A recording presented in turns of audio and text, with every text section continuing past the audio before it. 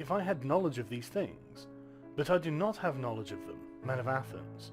Perhaps then one of you might retort, well, Socrates, what is your affair? Where have these slanders against you come from? For surely, if you were in fact practicing nothing more uncommon than others, such as a report and account would not have arisen, unless you were doing something different from the many. So tell us what it is, so that we do not deal unadvisedly with you. In this, it seems to me, what the speaker says is just, and I will try to demonstrate to you whatever it is that has brought me to this name and slander. So listen. Now perhaps I will seem to some of you to be joking. Know well, however, that I will tell you the whole truth, for I, men of Athens, have gotten this name through nothing but a certain wisdom. Just what sort of wisdom is this? That which is perhaps human wisdom, for probably I really am wise in this, but those of whom I just spoke might perhaps be wise in some wisdom greater than human, or else I cannot say what it is. For I at least do not have knowledge of it, but whoever asserts that I do, lies, and speaks in order to slander me.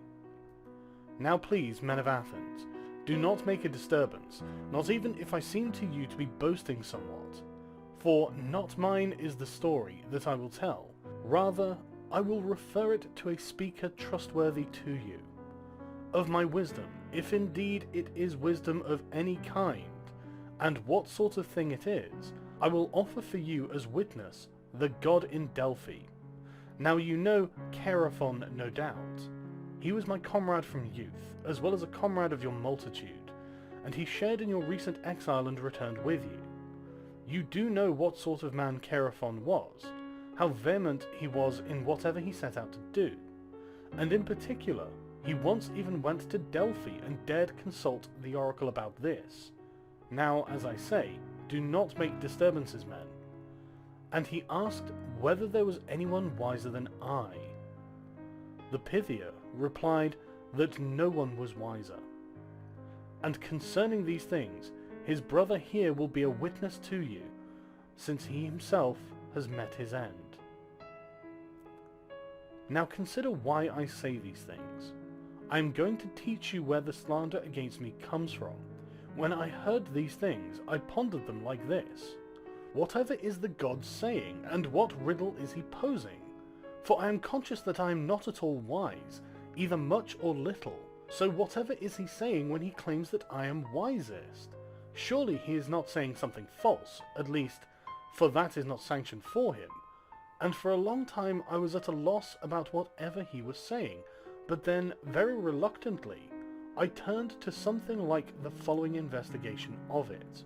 I went to one of those reputed to be wise, on the ground that there, if anywhere, I would refute the divination, and show the oracle, this man is wiser than I, but you declared that I was the wisest. So I considered him thoroughly. I need not speak of him by name, but he was one of the politicians, and when I considered him and conversed with him, men of Athens, I was affected something like this. It seemed to me that this man seemed to be wise, both to many other human beings and most of all to himself. But he was not. And then I tried to show him that he supposed he was wise, but was not. So from this, I became hateful to both him and to many of those present. For my part, I went away. I reasoned with regard to myself. I am wiser than this human being, for probably neither of us knows anything noble and good, but he supposes he knows something when he does not know, while I, just as I do not know, do not even suppose that I do. I am likely to be a little bit wiser than he in this very thing, that whatever I do not know, I do not even suppose I know. From there I went to someone else, to one of those reputed to be wiser than he, and these things seemed to me to be the same, and there I became hateful to both him and to many others.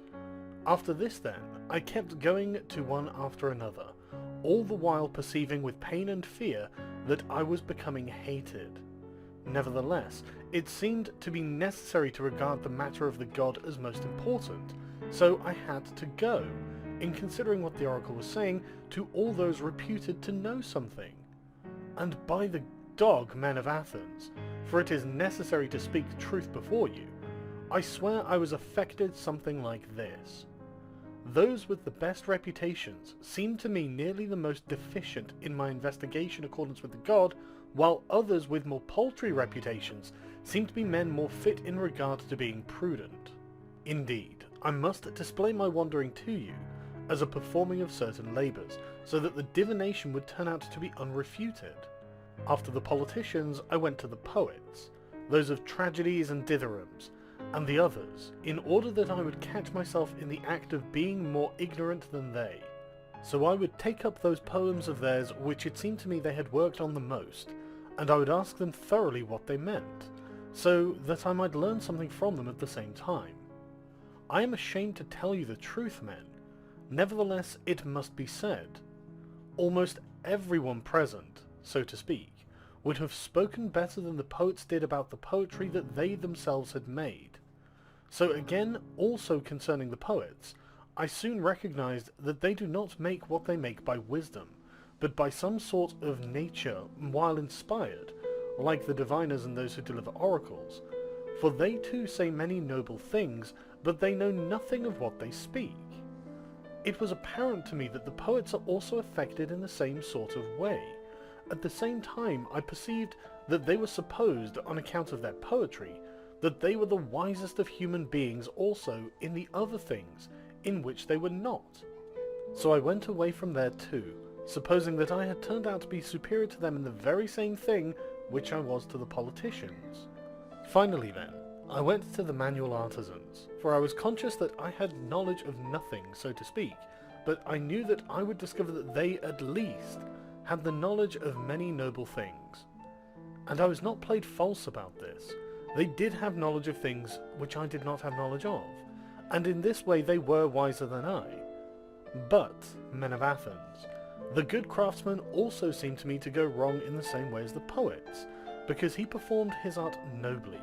Each one deemed himself wisest in all other things, the greatest things, and this discordant note of theirs seemed to hide that wisdom. So I asked myself, on behalf of the oracle, whether I should prefer to be as I am, being in no way wise in their wisdom, or ignorant in their ignorance, or to have both things that they have. I answered myself in the oracle that it profits me to be just as I am. This is the examination, men of Athens, from which I have incurred many hatreds, the sort that are harshest and gravest, so that many slanders have arisen from them, and I got this name of being wise. For the present, on each occasion, suppose that I myself am wise in the things concerning which I refute someone else, whereas it is probable, men, that really the god is wise, and that in this oracle he is saying that human wisdom is worth little or nothing, and he appears to say this of Socrates, and to have made use of my name in order to make me a pattern, as if he would say, that one of you, O human beings, is wisest, who, like Socrates, has become cognizant in the truth that he is worth nothing with respect to wisdom.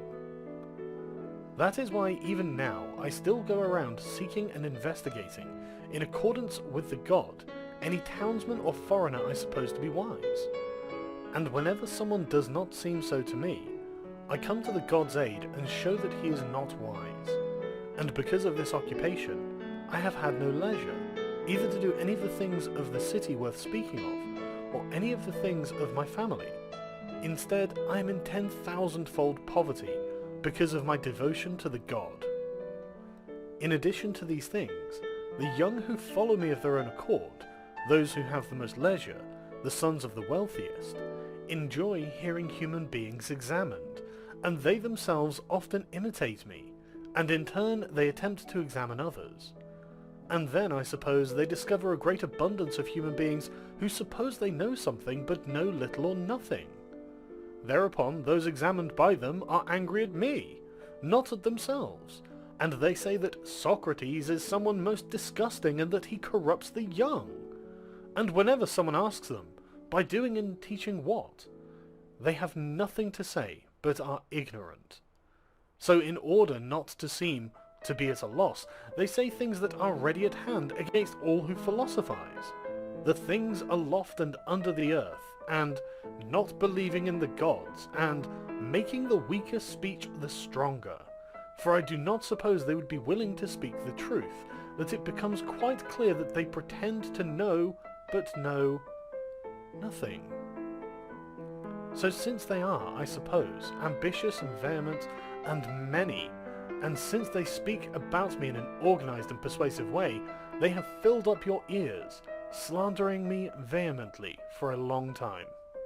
From among these men, Meletus attacked me, and Anytus, and Lycon, Meletus being vexed on behalf of the poets, Anytus on behalf of the craftsmen and the politicians, and Lycon on behalf of the orators.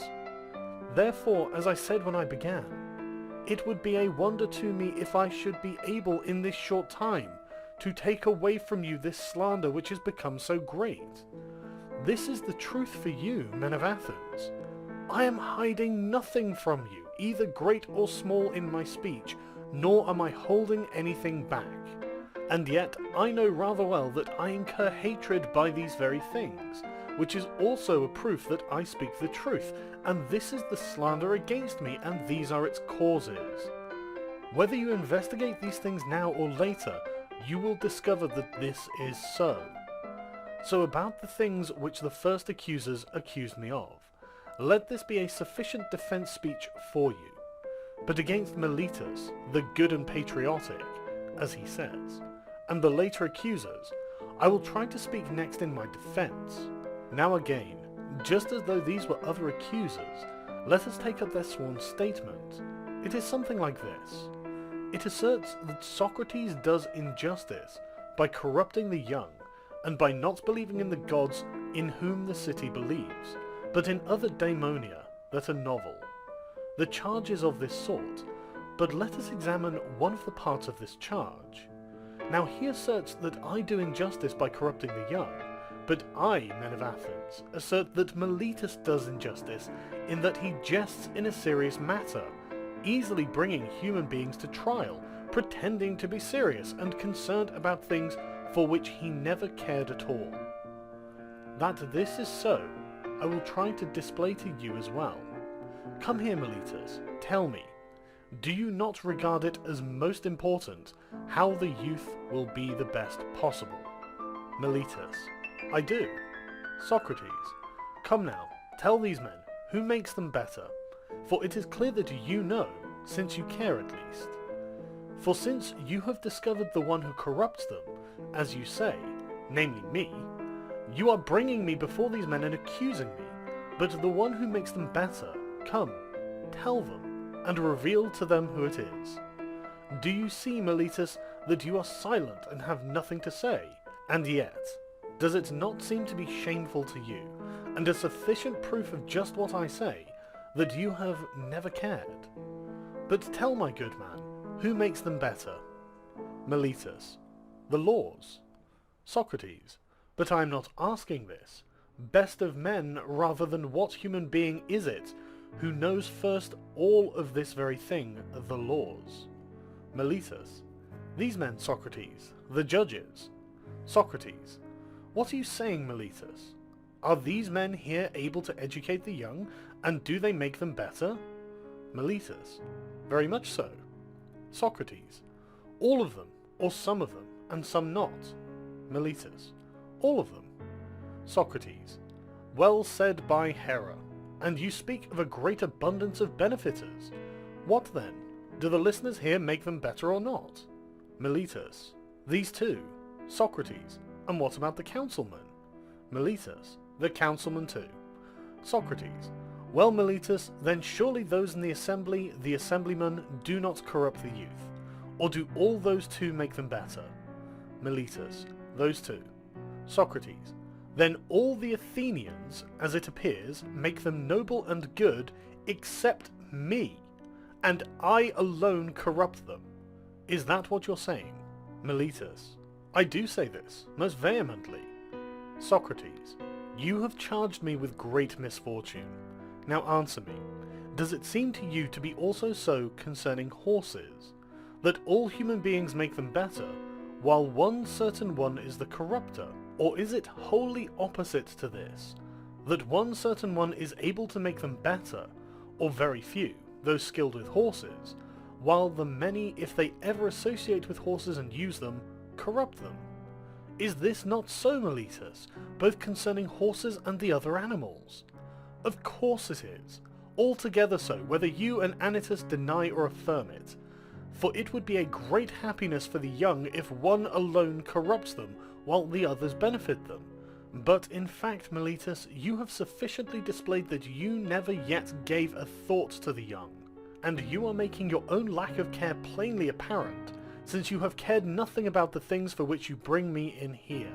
But tell us further, Meletus, before Zeus, whether it is better to dwell among upright citizens or villainous ones. Sir, answer, for surely I am asking nothing hard. Do not the villainous do something bad to whoever are nearest to them, while the good do something good? Meletus. Quite so. Socrates. Is there anyone then who wishes to be harmed by those he associates with, rather than to be benefited? Keep answering, my good man, for the law orders you to answer. Is there anyone who wishes to be harmed? Meletus. Of course not. Socrates. Come then. Do you bring me in here saying that I voluntarily corrupt the young and make them more villainous, or involuntarily? Meletus. Voluntarily, I say. Socrates. What then, Meletus? Are you so much wiser at your age than I at mine, that you have become cognizant that the bad always do something bad to those who are closest to them, and the good do something good, whereas I have come into so much ignorance that I am not even cognizant that if I ever do something wretched to any of my associates, I will risk getting back something bad from him, so that I do so much bad voluntarily as you assert? Of this I am not convinced by you, Meletus, nor, do I suppose, is any other human being. But either I do not corrupt, or if I do corrupt, I do it involuntarily, so in both cases what you say is false. And if I corrupt involuntarily, the law is not that you bring me in here for such involuntary wrongs, but that you take me aside in private to teach and admonish me. For it is clear that if I learn, I will at least stop doing what I do involuntarily, but you avoided associating with me and teaching me, and you were not willing to, but instead you brought me in here, where the law is to bring those in need of punishment, not learning. But in fact, men of Athens, what I was saying was already clear, that Meletus never cared about these things either much or little. Nevertheless, speak to us. How do you say that I corrupt the youth, Meletus? Or is it clear, according to the indictment that you brought, that is by teaching them not to believe in the gods whom the city believes, but in other daemonia that are novel? Do you not say that it is by teaching these things that I corrupt them? Meletus. I certainly do say this, most vehemently. Socrates. Then before these very gods, Meletus, about whom our speech now is, speak to me and to these men still more plainly. For I am not able to understand whether you are saying that I teach them to believe that there are gods of some sort, and so I myself do believe that there are gods, and am not completely atheistic, and do not do injustice in this way, but that I do not believe in those whom the city believes, but in others, and this is what you charge me with, that I believe in others. Or do you assert that I myself do not believe in gods at all, and that I teach this to others? Meletus. This is what I say, that you do not believe in gods at all. Socrates. Wondrous, Meletus. Why do you say this? Do I not even believe then you are unbelievable, the moon are Meletus, gods, even as you seem to me to yourself? This man seems to me, men of Athens, to be very hubristic and unrestrained, and simply to have brought this indictment with a certain hubris and unrestraint of youthful rashness. He is like someone testing me by putting together a riddle. Will Socrates the wise recognize that I am jesting and contradicting myself, or will I deceive him and the rest of the listeners? For he himself appears to me to be contradicting himself in the indictment, as if he were to say, Socrates does injustice by not believing in gods, but believing in gods. And yet this is the conduct of one who jokes. Now consider this with me, men, how he appears to me to be saying this. And you answer, Meletus, but you others, as I begged of you from the beginning, please remember not to make disturbances if I make speeches in my accustomed way. But, Meletus, there is no way that you did not bring this indictment either to test us in these things, or else because you are at a loss about what true injustice you might charge me with. There is no device by which you could persuade any human being who is even slightly intelligent that is not part of the same man to believe in both daimonia and divine beings, and further that this same man believes in neither daemons nor gods nor heroes. But in fact, men of Athens, that I do not do injustice according to Meletus's indictment does not seem to me to require much of a defence speech, but even this is sufficient. But what I was saying earlier, that I have incurred much hatred and among many men, know well that this is true, and this is what will convict me, if it does convict me. Not Meletus, not Anytus, but the slander and envy of many. This has convicted many other good men too, and I suppose it will also convict me. There is no danger that it will stop with me. Perhaps then, someone might say, then are you not ashamed, Socrates, of having followed the sort of pursuit from which you now run the risk of dying? I would respond to him with just a speech. What you say is ignoble, fellow. If you suppose that a man who is of even a little benefit should take into account the danger of living or dying, but not rather consider this alone whenever he acts, whether his actions are just or unjust. May I die after I inflict a penalty on the doer of injustice, so that I may not stay here ridiculous beside the curved ships, a burden on the land. Surely you do not suppose that he gave any thought to death and danger? This is the way it is, men of Athens, in truth. Whenever someone stations himself, holding that it is best, or wherever he is stationed by a ruler, there he must stay and run the risk, as it seems to me, and not take into account death or anything else compared to what is shameful. So I would have done terrible deeds, men of Athens, if, when the rulers whom you had elected to rule me stationed me in Potidaea and Amphipoli and at Delium, I stayed then where they stationed me, and ran the risk of dying like anyone else, but when the gods stationed me, as I supposed and assumed, ordering me to live philosophizing and examining myself and others, I had then left my station because I feared death or any other matter whatever. Terrible that would be, and truly when someone might justly bring me into a law court, saying that I do not believe that there are gods, since I would be disobeying the divination, and fearing death, and supposing that I am wise when I am not.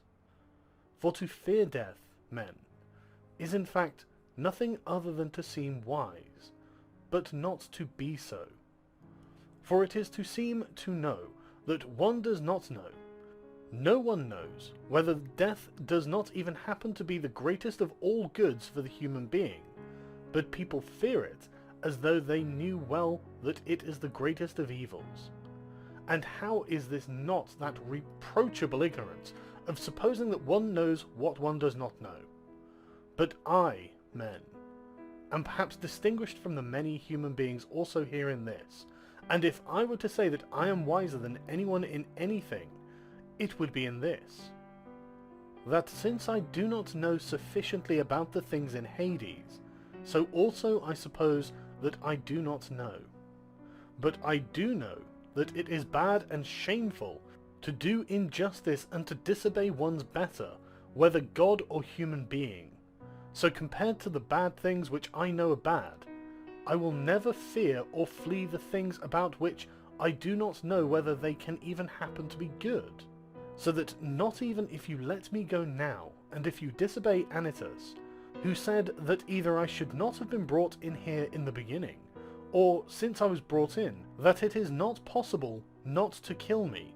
He said before you that if I am acquitted, soon your sons, pursuing what Socrates teaches, will all be completely corrupted.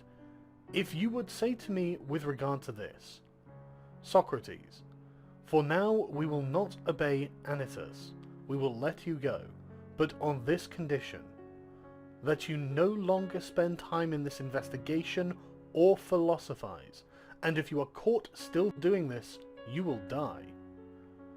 If you would let me go then, as I said on these occasions, I would say to you, I, men of Athens, salute you and love you, but I will obey the god rather than you, and as long as I breathe and I am able to, I will certainly not stop philosophizing, and I will exhort you, and explain this to whomever of you I happen to meet, and I will speak just the sort of things I am accustomed to.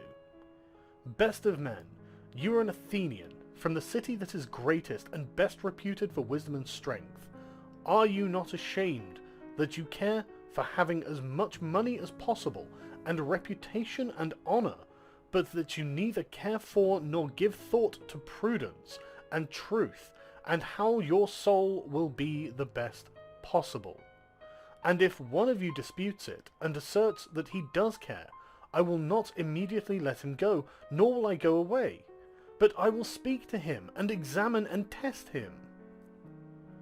And if he does not seem to me to possess virtue, but only says he does, I will reproach him, saying that he regards the things worth the most as the least important, and the paltrier things as more important.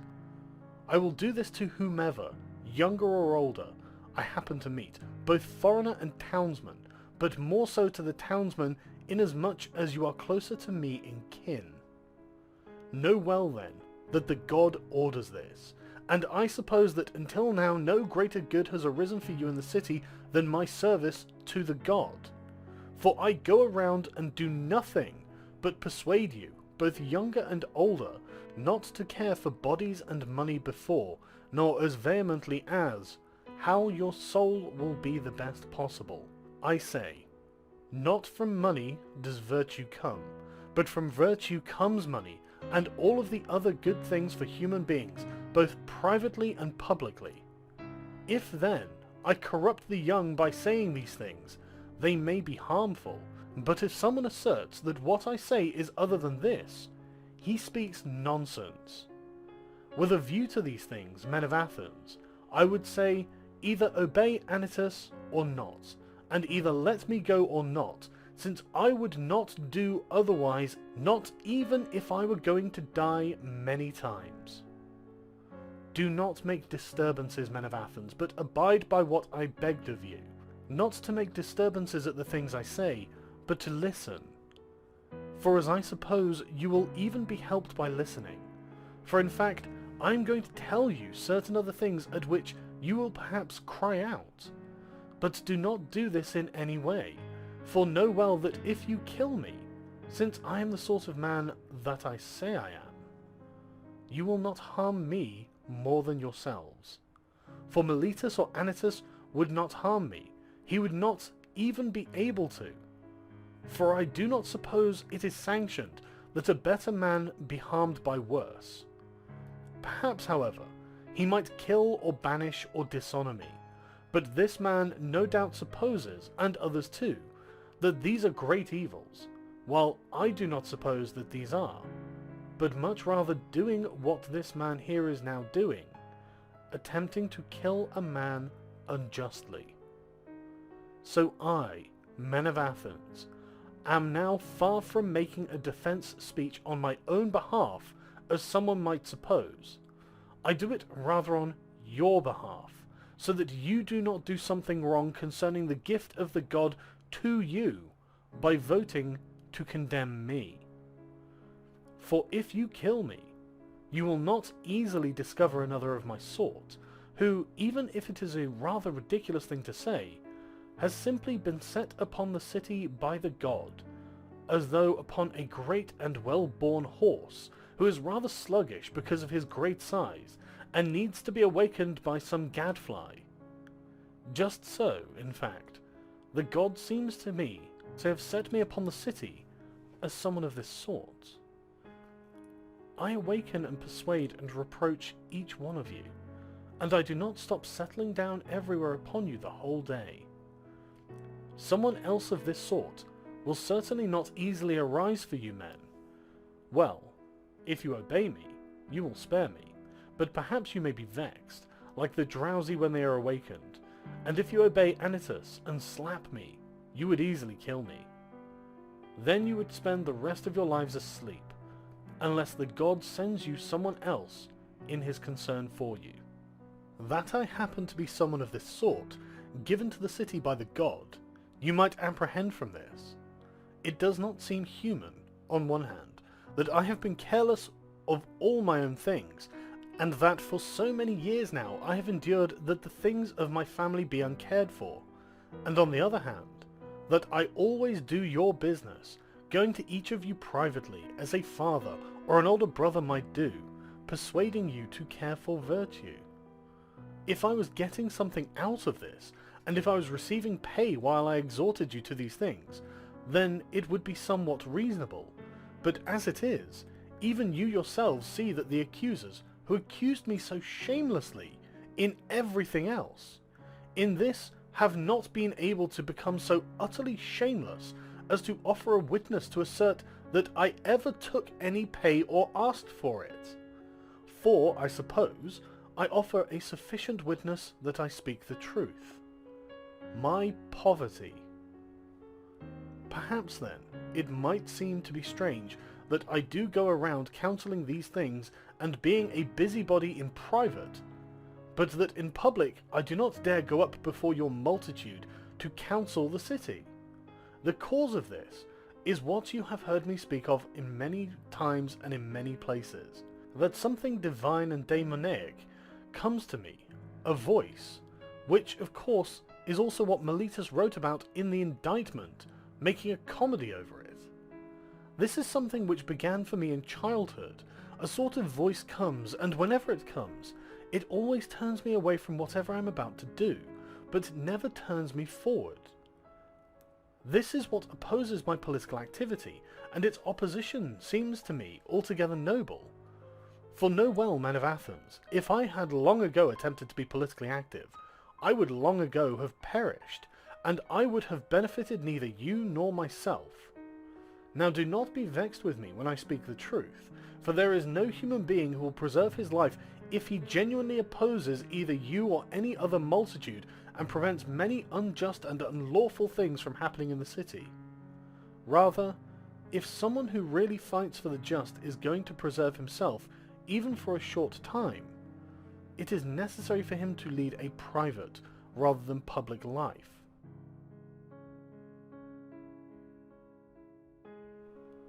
I, for my part, will offer you great proofs of these things for you. Not speeches, but what you honour, deeds. Do listen to what happened to me, so that you may see that I would not yield to even one man against the just because of a fear of death, even if I were to perish by refusing to yield. I will tell you vulgar things, typical of the law courts, but true, if it is not too crude to say so, but that my whole care is to commit no unjust or impious deed.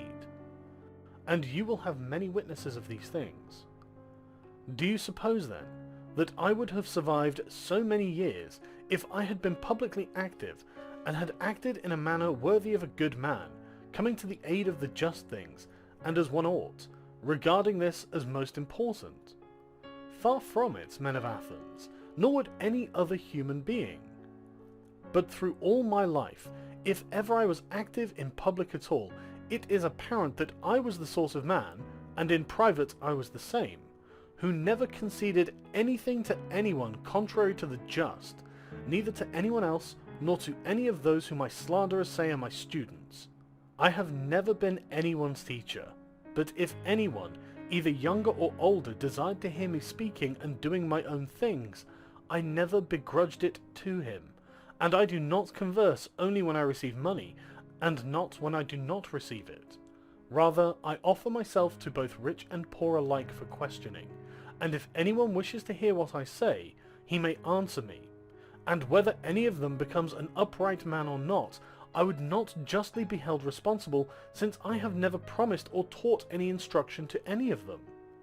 If someone says that he has ever learned from me, or heard privately anything that everyone else did not know well that he does not speak the truth. But why then do some enjoy spending so much time with me? You have heard, men of Athens, I told you the whole truth. It is because they enjoy hearing men examined, who suppose they are wise but are not. For it is not unpleasant. I have been ordered to this practice by the god, as I affirm from divinations and from dreams, and in every way that any divine allotment ever ordered a human being to practice anything at all. These things, men of Athens, are both true and easy to test. Now if, for my part, I am corrupting some of the young, and have already corrupted others, and if any of them, when they became older, had recognized that I ever counseled them badly in anything while they were young, then now, no doubt, they should have come forward to accuse me and take their vengeance. If they themselves were not willing to, then some of their families, fathers and brothers and their other relatives, should now have remembered it and taken their vengeance if their families had suffered anything bad from me. In any event, there are present here many of them whom I see. First of all, Crito here, of my age and deme, the father of Critobulus here. Next, Lysanias the Sphetian, the father of Ascanes here. Further, here is Antiphon the Cephesian, and the father of Epigenes. Moreover, here are the others whose brothers have spent time in this way. Theozytides, son of Nicostratus, the brother of Theodotus, and Theodotus met his end, so that he at least would not beg him to, and Demodocus, son of Paralus, whose brother was Theages, and here is Ariston's son, Adimantus, whose brother is Plato, here, and Aeantodorus, whose brother is Apollodorus, here. And I can tell you of many others, from among whom Meletus should particularly have offered someone as a witness during his own speech. If he forgot then, let him offer one now, I will yield, and let him say if he has anyone of this sort at all. But you will discover that it is wholly opposite to this. Men, that everyone is ready come to aid me, the corrupter, the one who does evil to their families, as Meletus and Anytus say. Now the corrupted ones themselves would perhaps have a reason to come to my aid, but the uncorrupted ones, their relatives, are now older men. So what other reason would they have to come to my aid except the correct and just one? That they are conscious that Meletus speaks falsely, while I am being truthful. Well then, men, these and perhaps other such things are about all I would have to say in my defence.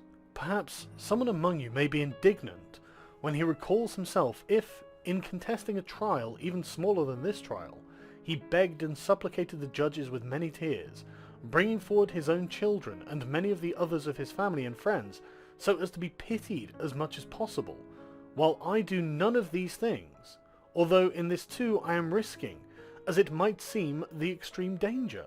Perhaps then, someone thinking about this may be rather stubborn towards me, and, angered by this very thing, he may set down his vote in anger.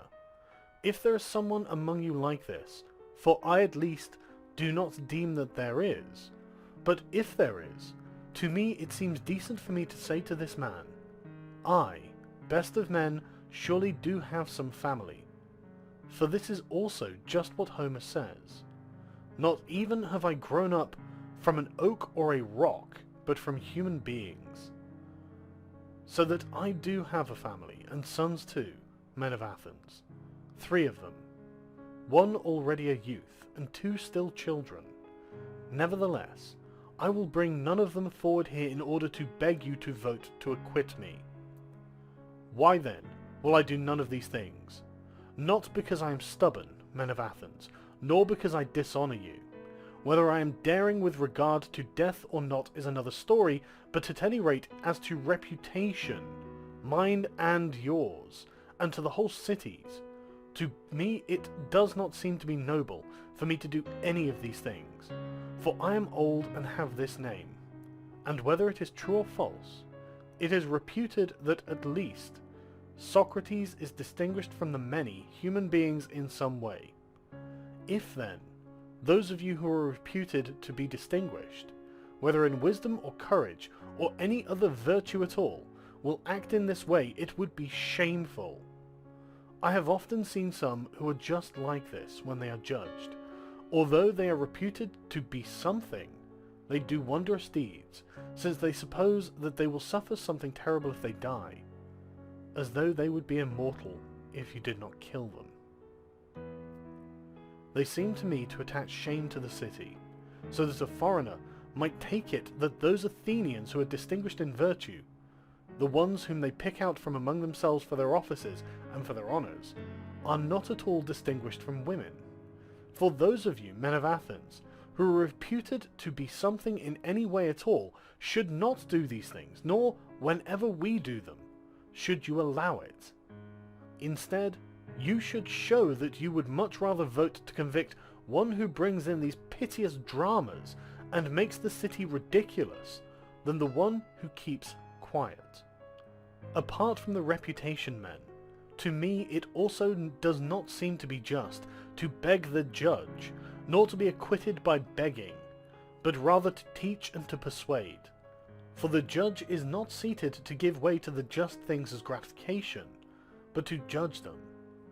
For he has not sworn to gratify whoever seems favourable to him, but to give judgment according to the laws. Therefore we should not accustom you to swear falsely, nor should you be accustomed to it, for neither of us would be pious. So do not deem that I, men of Athens, should practice such things before you which I hold to be neither noble nor just nor pious, and certainly by Zeus, above all, not when I am being prosecuted for impiety by Meletus here.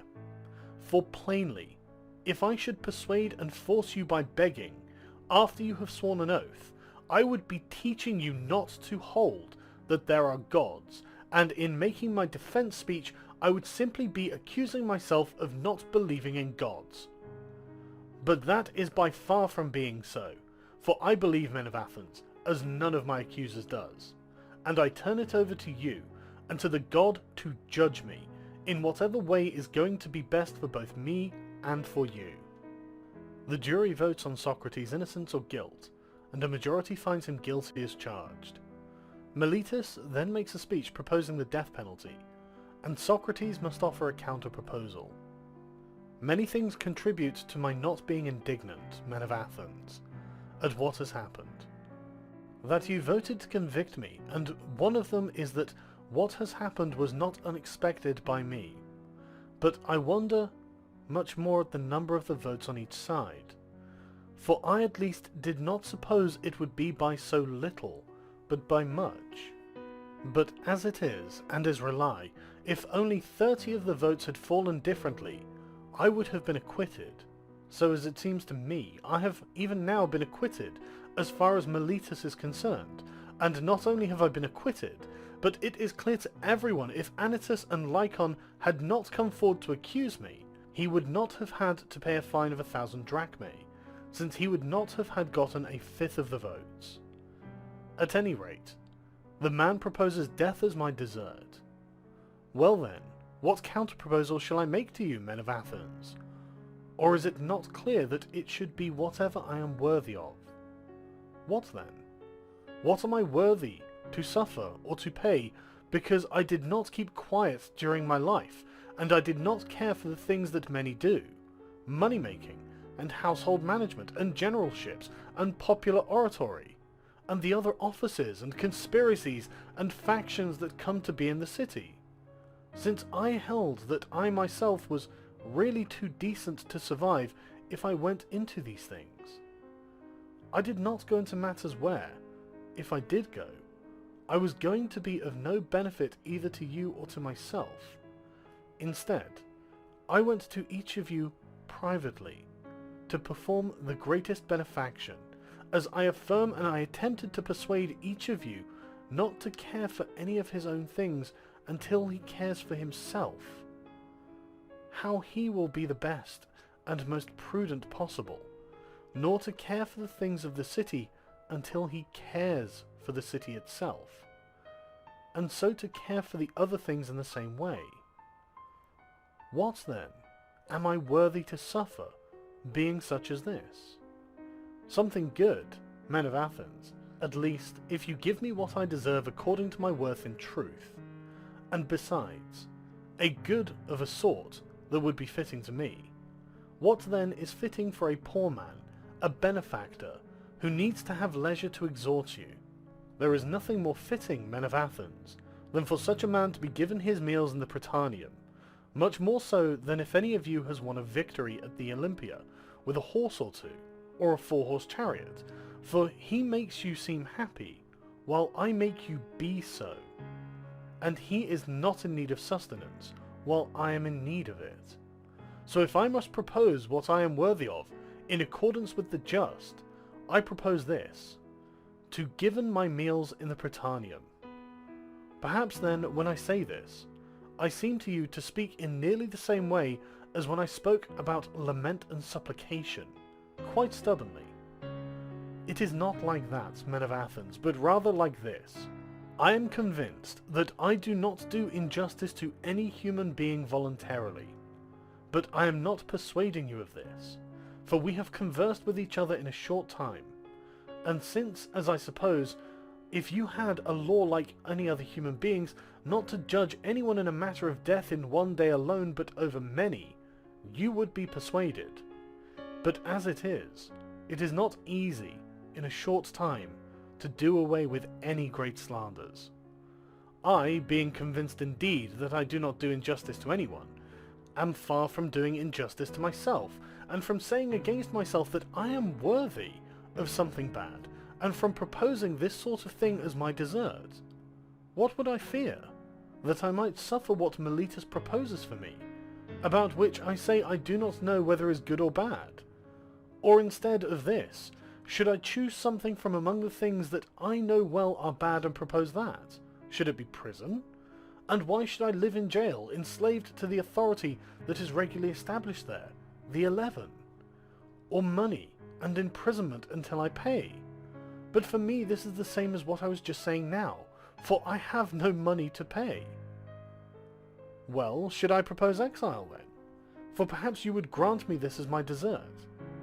I would certainly be possessed by much love of soul, men of Athens, if I were so unreasonable that I were not able to reason that you who are my fellow citizens were not able to bear my ways of spending time in my speeches, but instead they have become quite grave and hateful to you, so that you are now seeking to be released from them.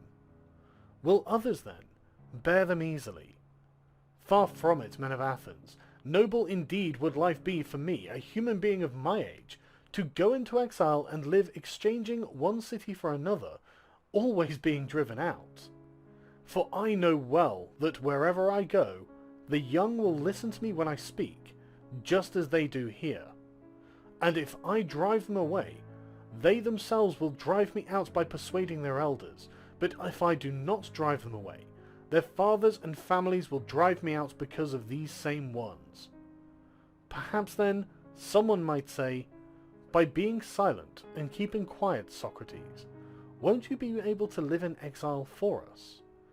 It is hardest of all to persuade some of you about this, for if I say that this is to disobey the god, and that because of this it is impossible to keep quiet, you will not be persuaded by me on the ground that I am being ironic. And on the other hand, if I say that this even happens to be a very great good for a human being, to make speeches every day about virtue, and the other things about which you hear me conversing and examining both myself and others, and that the unexamined life is not worth living for a human being, you will be persuaded by me still less when I say these things. This is the way it is, as I affirm, men, but to persuade you is not easy. And at the same time I am not accustomed to deem myself worthy of anything bad, for if I had money, I would have proposed as much money as I could pay, for that would not harm me. But as it is, I do not have any, unless, of course, You would wish me to propose as much money as I am able to pay. Perhaps I would be able to pay you, say, a mina of silver. So I propose that much. But Plato here, men of Athens, and Crito, and Critobulus, and Apollodorus, bid me to propose 30 minae, and they will stand as the guarantors. So I propose that much, and they will be trustworthy guarantors of the money for you. Voting between penalties proposed by the accuser and the accused, the jury condemns Socrates to death. He has time to make some further remarks before he is taken away to prison to await execution. For the sake of a little time, men of Athens, you will get a name and be charged with a responsibility by those wishing to revile the city for having killed Socrates, a wise man. For those wishing to reproach you will assert that I am wise even if I am not. At any rate, if you had waited a short time, this would have come about for you of its own accord. You see that my age is already far advanced in life, and close to death. I say this not to all of you, but to those who voted to condemn me to death.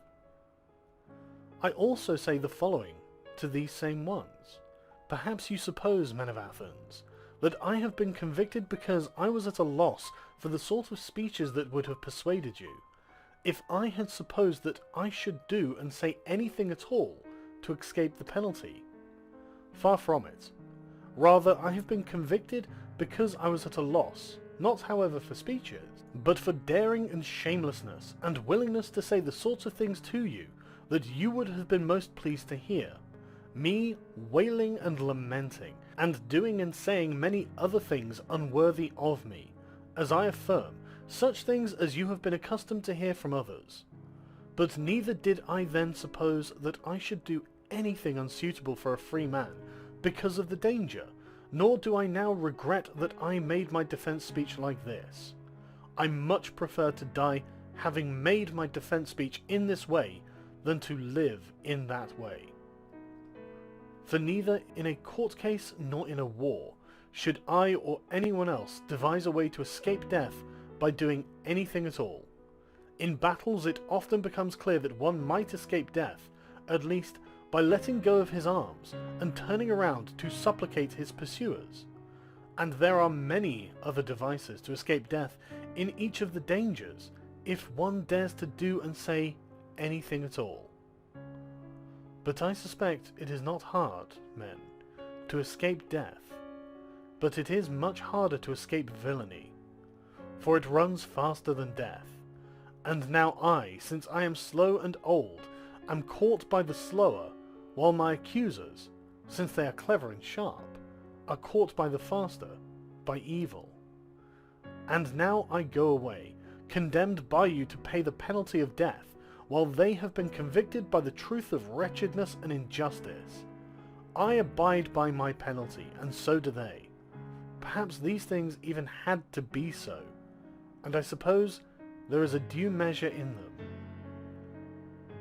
After this, I desire to deliver oracles to you, O you who voted to condemn me. For in fact, I am now where human beings particularly deliver oracles, when they are about to die. I affirm, you men who condemn me to death, that vengeance will come upon you right after my death, and much harsher by Zeus than any of the sort you give by killing me. For you have now done this deed, supposing that you will be released from giving an account of your life, but it will turn out to be much the opposite for you, as I affirm. There will be more who will refute you, whom I have now been holding back. You did not perceive them. And they will be harsher, inasmuch as they are younger, and you will be more indignant. For if you suppose that by killing human beings, you will prevent someone from reproaching you for not living correctly, you do not think nobly. For that kind of release is not at all possible or noble. Rather, the kind that is both noblest and easiest is not to restrain others, but to equip oneself to be the best possible. So having divined these things for you who voted against me, I am released. But with those who voted for me, I would be pleased to converse on behalf of this affair which has happened, while the officials are occupied, and I do not yet go to the place where, when I do go, I must die. Please stay with me, men, for this much time.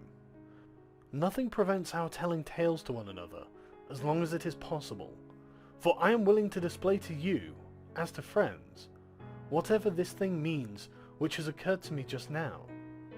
For to me, judges, for by calling you judges I would address you correctly, something wondrous has happened. From my customary divination to the dominion, which was always very frequent in the former time, by opposing me in even quite small matters, if I were about to do something incorrectly. Now you yourselves see what has occurred to me, these very things which someone might suppose to be, and are believed to be, extreme evils. But the sign of the god did not oppose me when I left my house this morning, nor when I came up here to the law court, nor anywhere in the speech when I was about to say anything, though in other speeches it has often stopped me in the middle while I was speaking. But as it is, it has nowhere opposed me in either deed or speech concerning this action. What, then, do I take to be the cause of this? I will tell you. Probably what has occurred to me has turned out to be good, and there is no way that those of us take it correctly who suppose that being dead is bad. In my view, a great proof of this has happened, for there is no way that the accustomed sign would not have been opposed to me unless I were about to do something good. Let us also think in the following way of how great a hope there is that it is good. Now being dead is either of two things, for either it is like being nothing, and the dead man has no perception of anything, or else, in accordance with the things that are said, it happens to be a sort of change and migration of the soul from one place here to another place. And if in fact there is no perception, but it is like a sleep in which the sleeper has no dream at all, death would be a wondrous gain. For I suppose that if someone had to select that night in which he slept so soundly that he did not even dream, and to compare it to the other nights and days of his own life with that night, then had to say, on consideration, how many days and nights in his own life he has lived better and more pleasantly than that night, then I suppose that the great king himself, not to mention some private man, would discover that they are easily to count in comparison with the other days and nights. So if death is something like this, I at least say it is a gain. For all time appears in this way indeed to be nothing more than one night. On the other hand, if death is like a journey from here to another place, and if the things that are said are true, that in fact all the dead are there, then what greater good could there be than this, judges? For if one arrives in Hades, released from those who claim to be judges, will find those who are judges in truth, the very ones who are said to give judgment there, Minos and Rhadamanthus, Aeacus and Triptolemus, and those of the other demigods who turned out to be just in their own lives. Would this journey be a paltry one? Or again, to associate with Orpheus and Musaeus, and Hesiod and Homer, how much would any of you give? For I am willing to die many times if these things are true, especially since for myself spending time there would be wondrous. Whenever I happen to meet Palamedes and Telamonian Ajax, or anyone else of the ancients who died because of an unjust judgment, I would compare my own experiences with theirs, as I suppose it would not be unpleasant, and certainly the greatest thing is that I would pass my time examining and searching out among those there, just as I do to those here. Who among them is wise, and who supposes he is but is not? How much would one give, judges, to examine him who led the great army against Troy, or Odysseus, or Sisyphus, or the 1,000 others whom one might mention, both men and women? To converse and to associate with them and to examine them there would be inconceivable happiness. Certainly those there surely do not kill on this account. For those there are happier than those here, not only in other things, but also in things that they are immortal henceforth for the rest of time, at least if the things that are said are in fact true. But you too, judges, should be of good hope towards death, and you should think this one thing to be true, that there is nothing bad for a good man, whether living or dead, that the gods are not without care for his troubles. Nor have my present troubles arisen of their own accord, but it is clear to me that it is now better, after all, for me to be dead and to have been released from my troubles. This is also why the sign did not turn me away anywhere, and I at least am not at all angry at those who voted to condemn me and at my accusers. And yet, it was not with this thought in mind that they voted to condemn me and accused me. Rather, they supposed they would harm me. For this they are worthy of blame. This much, however, I beg of them. When my sons grow up, punish them, men, and pain them in the very same way I pained you. If they seem to you to care for money or for anything else before virtue, and if they are reputed to be something when they are nothing, reproach them just as I did you. Tell them that they do not care for the things they should, and that they suppose they are something when they are worth nothing. And if you do these things, we will have been treated justly by you, both I myself and my sons. But now it is time to go away, I to die and you to live. Which of us goes to a better thing is unclear to everyone except to the god.